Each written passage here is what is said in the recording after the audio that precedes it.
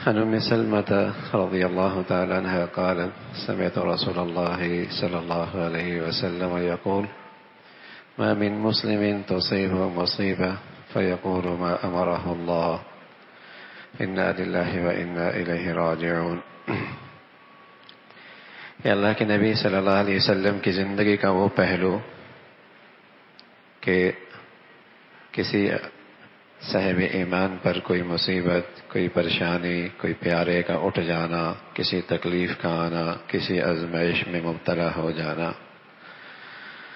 اللہ کی زندگی میں، اللہ کے نبی کی زندگی میں کیا رہنمائی ہے، کیا تسلی کا سامان ہے، کیا حوصلہ ہے۔ تو ام سلمہ فرماتی ہیں کہ پیارے رسول صلی اللہ علیہ وسلم نے فرمایا کہ جب کسی مسلمان کو کوئی تکلیف پہنچے اور اس گھڑی وہ کہے جو اللہ نے اسے حکم دیا ہے، اور یوں کہے کہ اللہ کی مرضی یہی تھی، اللہ کا حکم یہی تھا، تقدیر پہ راضی رہے، اور یوں کہے انا للہ و انا الیہ راجعون، اور ساتھ یہ دعا پڑھے اللہم اجرنی فی مصیبتی واخلف لی خیرا منہا، کہ اے اللہ میری اس مصیبت میں مجھے اجر عطا فرما دے اور اس کا بہتر بدل عطا فرما، اس کا بہتر بدل عطا فرما۔ حضرت عائشہ فرماتی ہیں کہ اللہ کے نبی صلی اللہ علیہ وسلم سے میں نے یہ بات سنی ہوئی تھی کہ اللہ اس کو اس سے بہتر بدلہ ضرور عطا فرماتے ہیں۔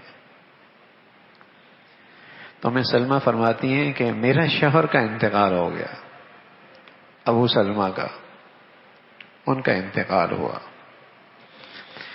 میں نے اللہ کے نبی سے یہ بات سن بھی رکھی تھی کہ یہ کہو گے تو بہتر بدلہ ملے گا، میں نے یہ کہا اور یہ کیا، لیکن پھر بھی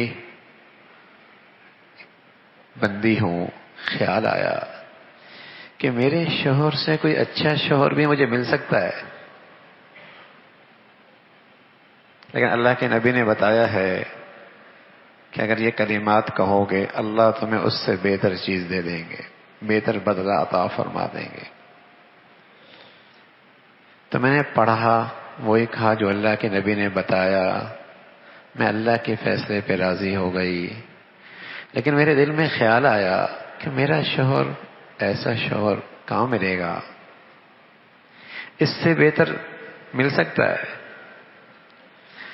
تو فرمانے لگی کچھ ہی عرصہ گزرا کہ اللہ کے نبی کے گھر سے اللہ کے نبی کے لیے نکاح کا پیغام آ گیا۔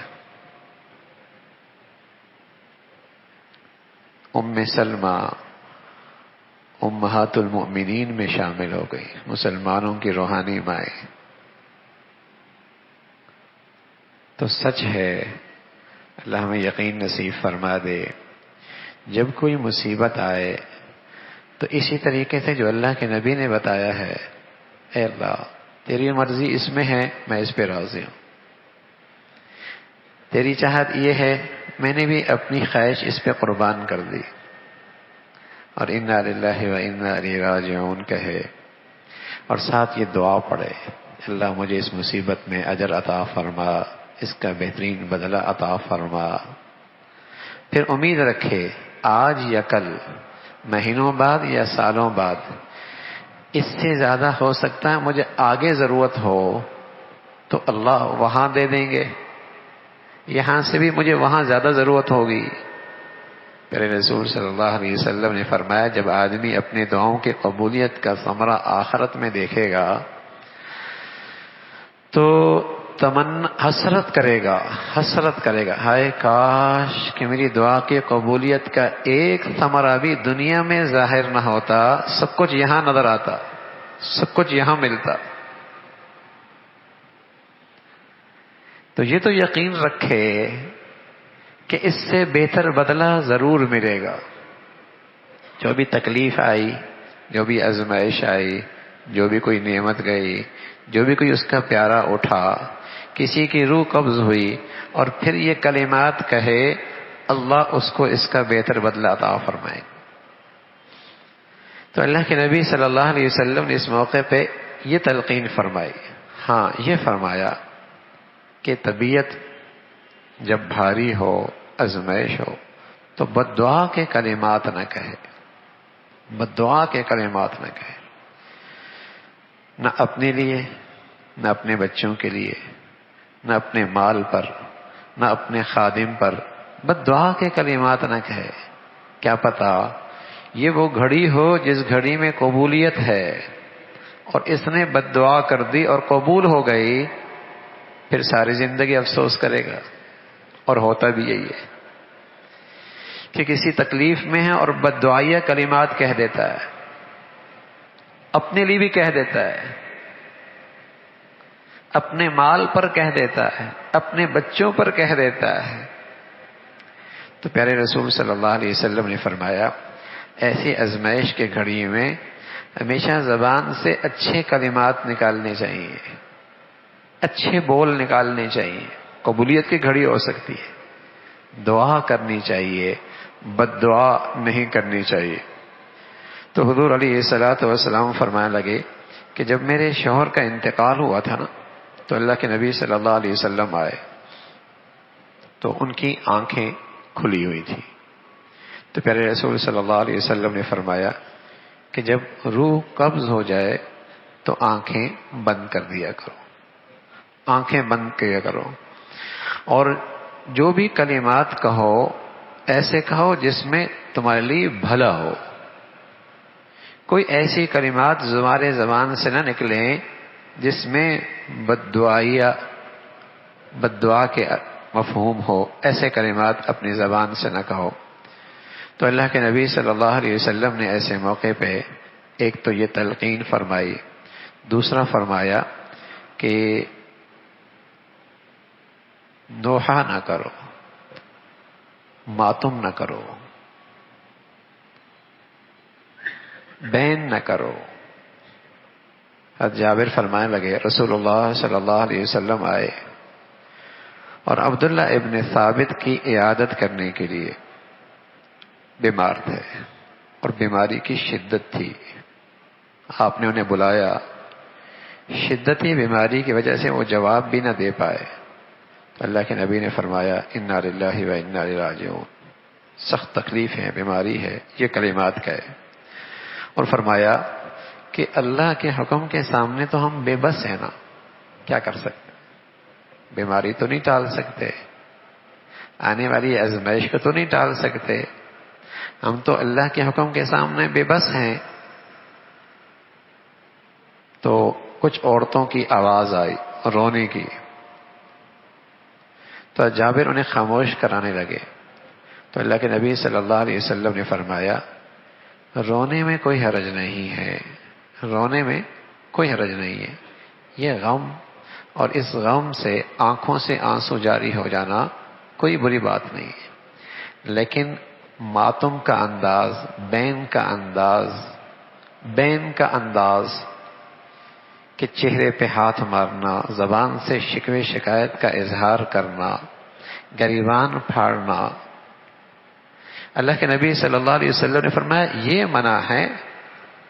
اگر آنسو نکلتے ہیں اور رونا آتا ہے تو یہ انسانی فطرت ہے، غم ہوتا ہے اپنے پیاروں کی جدائی پر، غم ہوتا ہے اپنے پیاروں کی تکلیف دے کر، اس رونے میں کوئی حرج نہیں ہے۔ تو رسول اللہ صلی اللہ علیہ وسلم نے فرمایا اس میں کوئی حرج نہیں، یہ کر لینے میں کوئی گناہ نہیں۔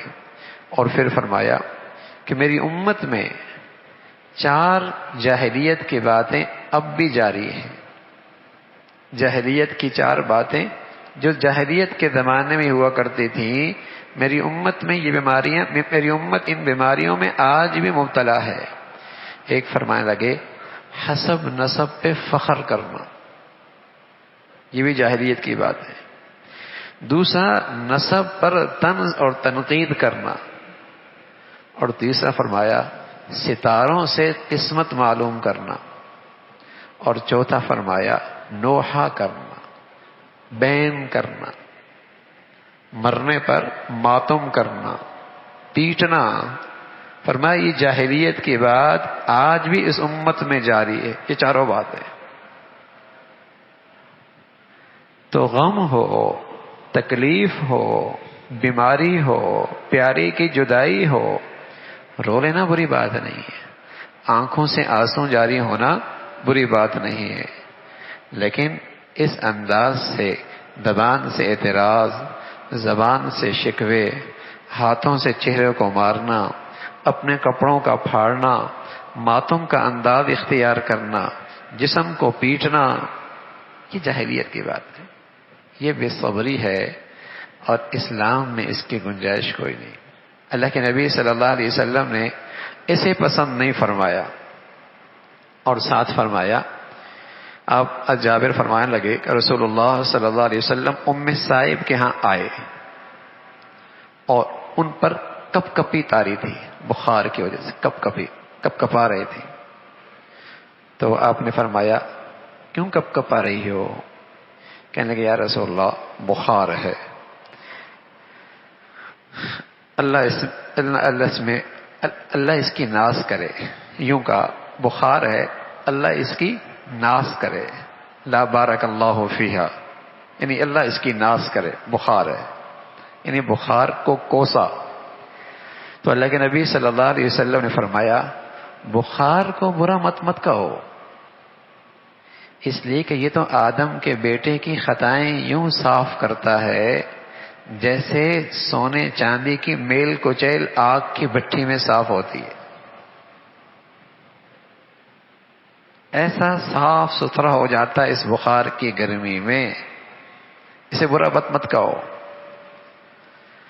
اور پھر رسول اللہ صلی اللہ علیہ وسلم نے فرمایا لا بأس طہور، کوئی بات نہیں، اس سے طہارت ہے، پاکیزگی ہے، تیری جسم کی ساری خطائیں اس سے معاف ہو جاتی ہیں، اسے برا مت کہو. سبحان اللہ. یہ ہے اللہ کے نبی صلی اللہ علیہ وسلم کا آنے والے کے لیے جو بیمار پرسی کرے، آنے والا جو کسی مرنے پہ تعزیت کرے، انداز کیا ہے کہ بیمار پرسی ایسے کرو کہ بیمار کا حوصلہ بڑھ جائے. نہ یہ کہ ایک تو یہ نا بیمار پرسی کرنا، بڑے کمزور ہو رہے ہو، پہلے تو آپ ایسے نہیں تھے، پتہ نہیں تمہیں کیا ہو گیا ہے، پتہ نہیں بیماری کیسی لگ گئی ہے. ایک تو بیمار پرسی کا انداز یہ ہے کہ اس بیچارے کو اور زیادہ غم زدہ کر دیا، ہاں اور زیادہ. اور ایک یہ ہے الحمدللہ چہرے پہ بڑا اطمینان ہے، بڑی رونق ہے، اور یہ بیماری ہے، اس سے تو اللہ رب العزت قرب نصیب ہو رہا ہے، درجات بلند ہو رہے ہیں، آخرت اور بڑھیا ہو رہی ہے. اللہ اس کے بدلے میں ایسی صحت دیں گے بیماری کبھی نہیں لگے گی، ایسی نعمتیں ملیں گی چھینی نہیں جائیں گی. اس کا حوصلہ بڑھاؤ. تو بیمار پرسی کا انداز ایسا ہو کہ بیمار کا حوصلہ بڑھے، اس کو بیماری کے ملنے والے اجر و ثواب، انعامات، جسمانی طور پہ اس کے فوائد، ایمانی لحاظ سے اس کے ثمرات، دنیا کے لحاظ سے اس کا نفع، آخرت کے لحاظ سے اس کی کمائی. بیمار پرسی اور تعزیت کا انداز بھی ایسا ہو کہ اس کا حوصلہ بڑھے، اس کی ہمت بڑھے. تو رسول اللہ صلی اللہ علیہ وسلم اسے کیا کہہ رہے؟ کوئی بات نہیں. جیسے سونا چاندی بھٹی میں جانے کے بعد کھرا ہو جاتا ہے اور اس کی قیمت بڑھ جاتی ہے، سبحان اللہ، مسلمان بخار کی گرمی سے جب نکلتا ہے اللہ کیا اس کی قیمت ایسی بڑھ جاتی ہے. کیا پیاری بات فرمائی اللہ کے نبی نے. اور پیارے نبی تو کہتی وہ ہیں جو سچ ہوتا ہے، جو ہوتا بھی سچ ہے، اور کہتے بھی وہ ہیں جو انہیں اللہ بتاتے ہیں. اور اللہ کے بتانے کے پیچھے اللہ کا علم بھی ہے، اللہ کی حکمت بھی ہے، اللہ کی قدرت بھی ہے. تو واقعی ایسا ہے اس بیماری میں. تو اللہ کے نبی صلی اللہ علیہ وسلم یوں حوصلہ دے رہے. بیمار پرسی اس انداز میں ہونی چاہیے، اور ایسا کوئی انداز اختیار نہ کی جائے جس سے بیمار کی تکلیف میں اور زیادہ اضافہ ہو. حوصلہ دیں. پھر اللہ کے نبی صلی اللہ علیہ وسلم فرمانے لگے کہ کوئی آدمی مصیبت میں ہو تو وہ موت کی تمنا نہ کرے، موت کی تمنا نہ کرے، بلکہ ایک واقعہ لکھا کہ ایک شخص بیمار ہوا اور بلکہ اس کے بیٹے کا انتقال ہوا، اور لکھا ہے کہ وہ تقریباً 80 سال سے نمازیں پڑھ رہا تھا، 80 سال سے نماز کا اہتمام کر رہا تھا۔ اس کے بیٹے کا انتقال ہو گیا تو کہنے لگا بھائی دعا کرنے کا کوئی فائدہ نہیں، دعا کرنے کا کوئی فائدہ نہیں، میرا بیٹا ہی مر گیا، 80 سال کا نمازی جماعت کے ساتھ، جمع کرنے کا کوئی فائدہ نہیں۔ اور ساتھ کہنے لگا ان اللہ یعاندنا، اللہ نے تو میرے ساتھ دشمنی کی ہے، میرا بیٹا ہی لے لیا۔ شکوہ، شکایت، کیسے گستاخی کی باتیں۔ کتنی سال کا نمازی؟ 80 سال کا نماز۔ تو کیا ہوا، اس کی یہ ساری نمازیں عبادت نہیں تھیں، عادت تھی۔ اگر نماز عبادت ہوتی، اللہ کی پہچان نصیب ہو جاتی تو اس کے زبان کے یہ بول نہ ہوتے۔ یہ ساری عادت تھی، یہ ساری رسمیت تھی، یہ ساری عادت تھی کہ 80 سال سے نماز پڑھ رہا اور ذرا سی آزمائش آئی اور اللہ کی شان میں گستاخی، بے ادبی، شکوے، شکایت۔ اور یہ عام طور پہ بدقسمتی سے مسلمانوں کے گھروں میں، عورتوں میں یہ دعا کا کیا فائدہ ہے، قبول ہی نہیں ہوتی، ہماری تو اللہ سنتا ہی نہیں ہے، الیاذ باللہ۔ یہ دشمنی اللہ نے ہم ہی سے کرنی تھی، الیاذ باللہ۔ ایسے بے ادبی نمازی، روزے دار، تسبیحات، وظیفے، بلکہ خاص طور پہ جو لوگ زیادہ وظیفے پڑھتے ہیں انہیں شکوے بھی زیادہ ہوتے ہیں، انہیں شکایت بھی زیادہ ہوتی ہے کہ اتنے عرصے سے وظیفے پڑھ رہے ہیں، کام ہی نہیں ہوتا۔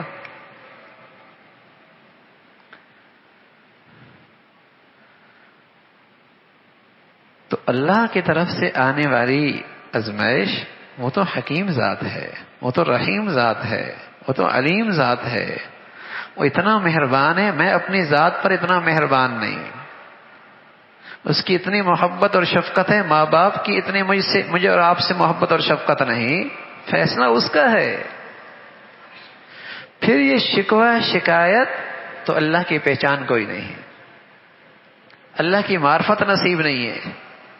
تو بظاہر نمازی ہے لیکن وہ نماز عادت ہے، عبادت نہیں۔ اگر عبادت ہوتی تو آزمائش کی گھڑیوں میں یہ اس کی زبان پر یوں شکوے، شکایت جاری نہ ہوتے۔ تو رسول اللہ صلی اللہ علیہ وسلم نے فرمایا کہ اسی طریقے سے جب تمہارا کوئی پیارا اٹھ جائے یا تم کسی آزمائش اور مصیبت میں آ جاؤ تو بد دعا مت کرو کہ اللہ موت ہی دے دے، مر ہی جاؤں۔ لوگ کہتے ہیں پیارا چلا گیا، میں بھی اس کے ساتھ ہی مر جاتا، میں بھی اس کے ساتھ ہی چلا جاتا۔ اور کبھی یوں کہہ دیتے ہیں کہ ابھی تو اس کے مرنے کا وقت نہیں تھا، ابھی تو اس کے مرنے کا وقت نہیں تھا۔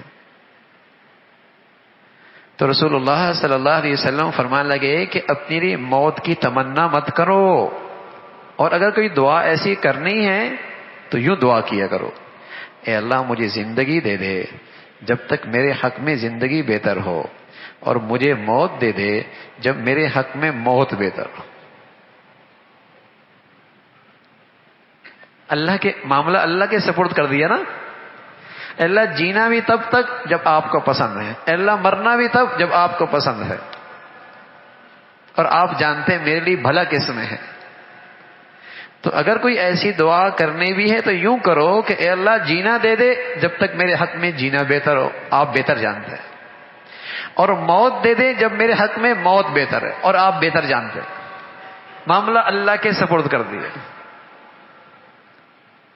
اپنی رائے نہ دے کہ اللہ مجھے اب اس کے ساتھ میں بھی مری جاتا، میرا بچہ چلا گیا، بیوی چلی گئی، یہ چلا گیا، میں بھی مر ہی جاتا. نہ ایسی تمنا نہیں. ہاں ایک بات یہ ہے کہ اگر فتنے دنیا کی ہیں، آزمائشیں دنیا کی ہیں، مصیبتیں دنیا کی ہیں، تو ایسی دعا نہیں کرنی چاہیے. اور اگر اپنے ایمان کے بارے میں کوئی فتنہ محسوس کر رہا ہے تو ایسے موقع پہ اللہ کے نبی نے دعا سکھائی ہے، بتایا ہے کہ یوں دعا کر سکتا ہے: اے اللہ کوئی لوگ فتنوں میں مبتلا ہوں اور دنیا میں فتنے آئیں، اللہ اس فتنوں میں مبتلا ہونے سے پہلے مجھے اپنے پاس بلا لے. فتنوں میں مبتلا ہونے سے پہلے مجھے اپنے پاس بلا لے. اس انداز کی دعا اللہ کے نبی صلی اللہ علیہ وسلم سے ہے.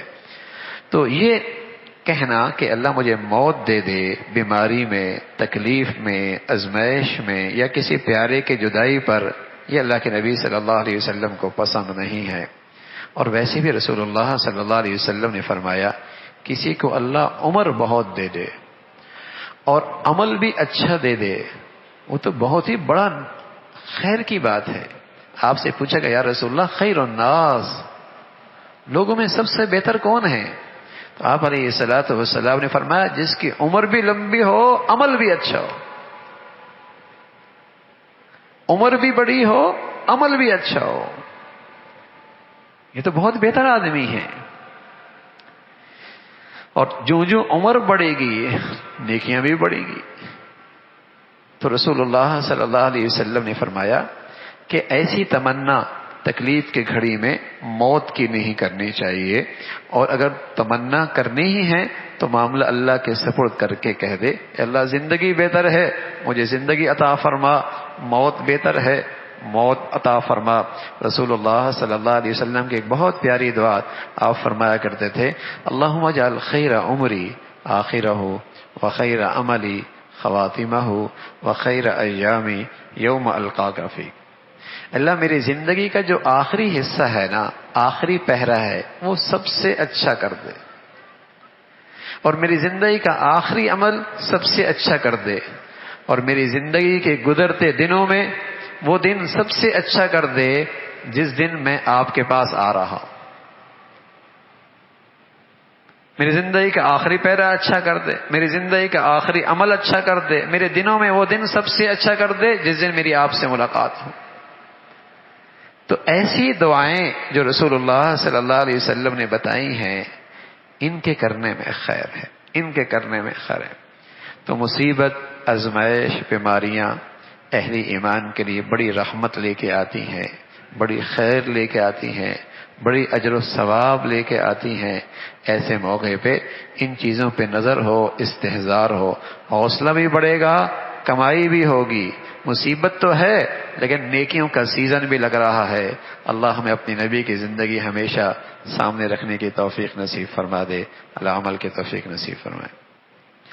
اللہم لک الحمد کلو ولک الشکر کلو، اللہم لک الحمد کلو ولک الشکر کلو، اللہم اعنا علی ذکرک و شکرک و حسن عبادتک، اللہم اعنا علی ذکرک و شکرک و حسن عبادتک. نستغفر اللہ سبحان ربک رب العزة عما یصفون وسلام علی المرسلین والحمد للہ.